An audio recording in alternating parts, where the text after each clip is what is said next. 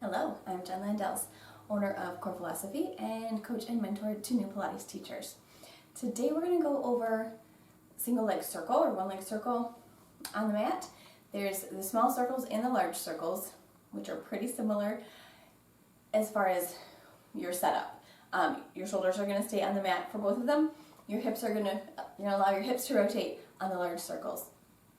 Thinking about the whole back line of your body, again, as you're doing this exercise, I'll usually cue the standing leg as well and check on what's happening in that standing leg. Make sure you or your client are working the back of that leg and not just letting that leg kind of hang out. It's going to help you when you switch sides because that leg will still be active, and it's also going to just help you keep your stability.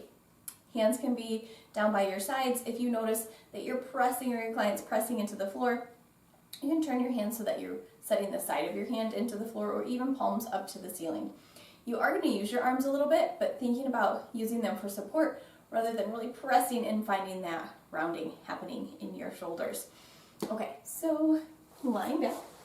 You're going to start with a little stretch. You can just bring one leg in, the other leg can lengthen out. It can stay bent if you want as well. You're just going to stretch, exhale, inhale, bend in, maybe 3 times. And then on the last one, you don't have to stay here, but I usually will stay here for a second just to give a good stretch. And then bring your arms down by your sides. You may adjust what happens at your leg here. It might not be quite so close. Hips are going to stay down, shoulders are staying down. Inhale to start your circle. Exhale, bring it around. Little pause at the top. Check on what's happening on your standing leg. Think about pressing down just a little bit into the floor. And do 3 to 5 times in each direction. Inhale, exhale around. And then, okay, so for the large circles, you're set up the same way. Shoulders are going to stay quiet. You're going to let your hip lift as you swing your leg over and then open out and around and pause at the top.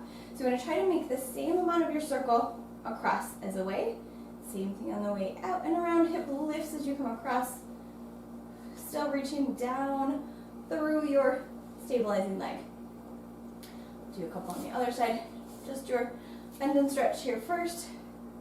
3 times. You can flex and bend and press and point, whatever feels best. You can also keep this knee bent if you need a little bit more of a hipster, or if you don't have quite the flexibility in your hamstring, but you can still get everything else. And you can keep that knee bent just a little bit. You can also bend your other knee if you need to. Same thing. Inhale, exhale around, little pause at the top. Trying to keep your hips as quiet as possible.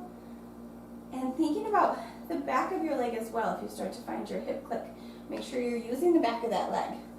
All right, and then large circles, come across, circle around, pause at the top. Hip lifts, bring it around, same thing to the other direction. Hips stay stable, shoulders stay square, hip lifts as you come around. All right. You can also use a band on this one around your foot. Works a little bit better for the small circles, but you can use it for either.